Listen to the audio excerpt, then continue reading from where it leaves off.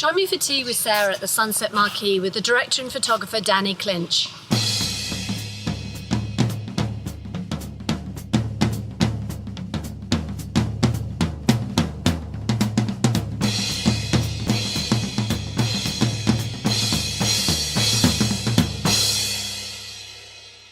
Thank you for joining Tea with Sarah. This is a slightly different format because I don't know if you've seen any of the other ones, but yes. Typically we sit and we have a cup of tea and we chat. We had a great opportunity to do it here in the gallery, so why not? No, it's fantastic. So congratulations on the launch of the new book. Thank you. Which is really exciting. Thank you. I had a look at it when we last met for lunch, which was, I flicked through it and it's 200 incredible pictures that you've collected over the years. At least, yeah.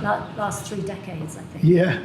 So tell us a little bit about it. I mean, we're at the Sunset Marquee. Yeah. You've got your launch party tonight. Mm-hmm. You're going to be signing the books. Yeah. Well, I mean, it's about 30 years of my photography.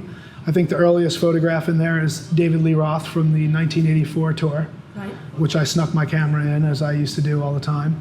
I think you'll look, and when you see this book, you'll see that there's, a lot of variety of musicians. It's not just rock and roll or just hip hop. It's Tony Bennett, it's Metallica, it's Beyonce, Bruce Springsteen, Foo Fighters, Radiohead.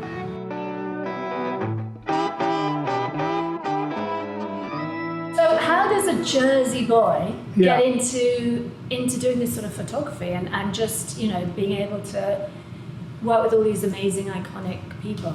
I don't know that I ever had like a real steady plan, but I loved music, I loved photography, and when I was 16 or 17, when everybody starts to ask you what you want to do with your life, I had already been carrying around a camera quite a lot. And I thought, well, what, I'll go to this community college, take the communications program there in photography and see how I like it.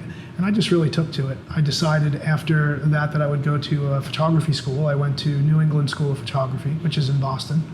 And then after that, I was working in a portrait studio actually in New Jersey, and I saved my money up that summer to go to the Ansel Adams Gallery workshops. Right. And one of the instructors there was Annie Leibovitz. Right.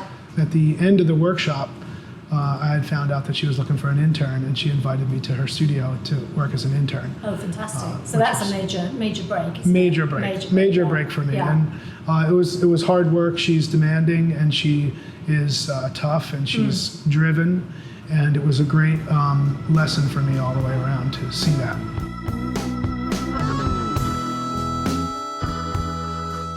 Well, it's funny. I always felt like a lot of my heroes did films after, and they were photographers, Danny Lyon, Robert Frank, characters like that. Right. And I thought, man, they were little art films, and I love that sentiment of the document and the art combined together.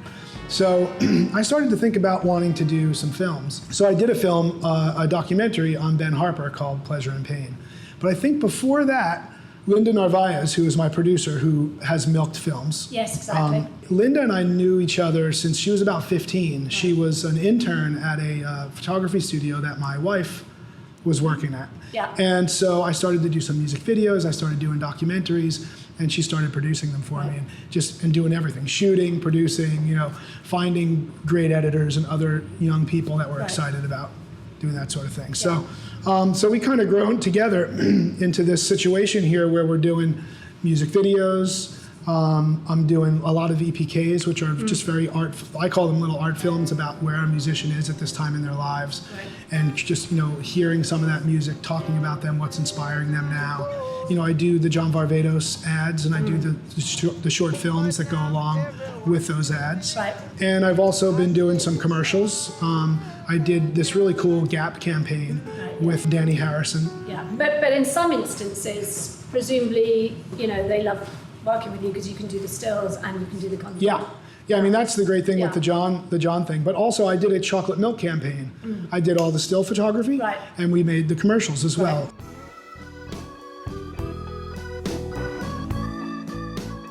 You sort of described it as a little bit of a family, and that you've got some of these very young directors working for you. I mean, I've seen some of their work, and some great webisodes, some great content. Yeah, and for these sure. young directors who are literally shooting and editing it. Yeah.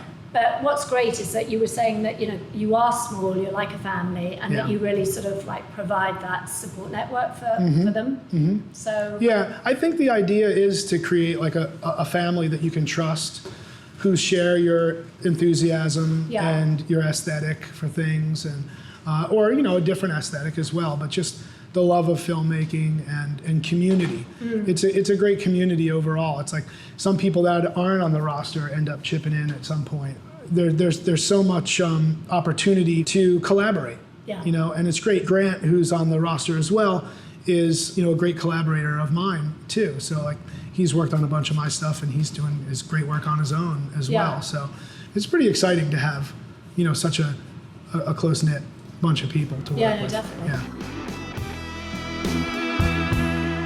Interesting how a lot of the sort of young photographers feel it's so much harder these days. Yeah. But actually, it's always been hard, hasn't it? It's just a question of determination, lucky breaks, and talent, obviously. Yeah. I've given that a lot of thought because people ask me that all the time. And of course, I wonder myself about the younger photographers that are coming up.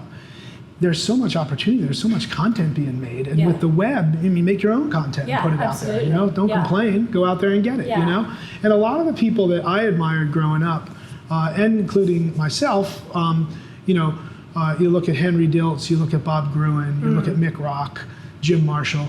These guys, they weren't making a ton of money. They were doing it because they loved it. They wanted to be there. They were, you know, in Henry's case, he was just a musician, actually, who carried a camera around. And so these people were his friends.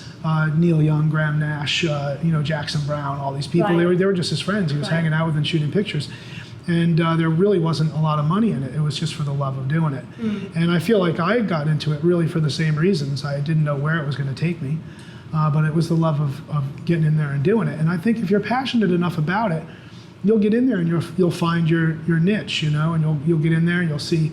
I mean, I think these days there's a lot of opportunity for visual artists in the sense of getting out there and taking photographs, you know, and then going out and creating content for the web. Now, a lot of it doesn't pay well, but if you get to the point where you find your way, you'll get noticed. Just like anyone else, you'll get noticed and you'll get opportunities that will help you pay your rent. I think that I think my style is a relaxed style where people look comfortable and they look like they're, you know, I'm not asking them to do anything kind of silly or outrageous, although sometimes those things happen and you get them anyway.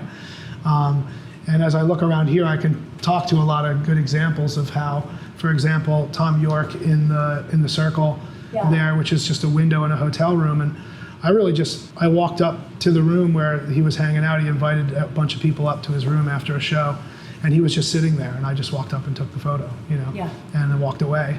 And then there's, you know, situations that are very documentary in nature where I try to capture the moment and not get in the way of the moment. And so those moments, say, you know, Perry Farrell backstage there, you know, this Metallica photograph in San Quentin. So as a photographer, how much do you think, is it a combination of making people feel relaxed and getting them to feel very natural, having obviously a great eye? I mean, what are the skills, do you think, that somebody needs to be able to become a great photographer? Well, it's a lot of hard work. You got to get your 10,000 hours in, as they say. Right. I mean, if you have a natural eye, that's always a good place to start. I think it's about relationships. It's about treating people fairly. A lot of that stuff that people don't consider, they're also concerned about, like the photograph itself, the moment of the photograph. But the time that I spent building relationships with everyone from managers to publicists to security guards to the tour managers to the guitar techs, and respecting them when you're out there, it's all like a little dance that you're trying to do to keep everybody respectful of myself and me respectful of them. And then there's the moment, and then they're to recognize it and to be able to get those moments. So you want all these people I'm talking about to say, hey, Danny's okay, he's respectful, he won't step on someone's toes and get in the way. I guess as a photographer, you're working in a much smaller unit, aren't you? It's more family, whereas, you know, on many of the commercials I do, often there's so many people on a set. I often wonder, you know, with the athletes and people like that, it's creating that atmosphere, isn't it? And sometimes I think that that's sometimes very challenging because of the sort of the huge scope of people that we have. Yeah, I think also it's how do you treat the talent and how do you treat your crew? And there are people who go out there who are very demanding and who are very, stern, and they're barking orders and they're getting stuff done, and and whatever works, I think, for people is what works. Yeah. For me, I like to run a relaxed set and be good to my crew and thank them for everything and kind of work together, because it is a team. It's teamwork. Filmmaking is teamwork, and as a photographer, it can be teamwork, and then it can be just me with my Leica or something, just wandering around, which I love to do also.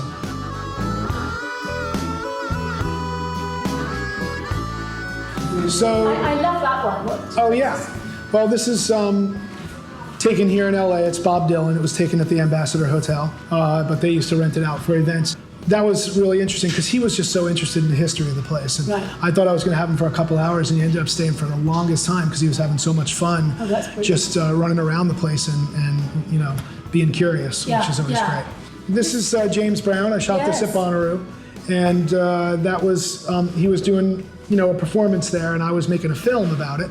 He's an entertainer. It's like you see these people, and he's like, this guy comes from entertainment. Like, he knows what he's out there to do. He's out there to like throw down big time. And what else? This Bruce Springsteen photograph is so beautiful. Yeah. This is just such a simple moment. It was like, I'm sure I took a lot of him looking at the camera, but when he looked away, it was the moment that I grabbed it. And it's got just a beautiful little hint of motion in there that just really gives it a nice energy as a portrait as well.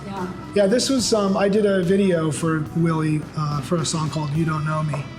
And I saw it, and I just slid down the hallway and got in there and shot a couple of frames and then got away. This photograph is of Lucinda Williams. Oh yeah. And she is one of my favorite artists ever. Yeah. So we were just kind of hanging out, and she just melted into that corner. Yeah. And I just shot a bunch of pictures, all around the car. This was a really sweet moment, and I'm really this is one of my favorites. Yeah, it's a lovely picture. Well, thank you so much. You're welcome. Yeah, I'm looking forward to tonight. So good luck. Well, let's go get some tea. Yeah.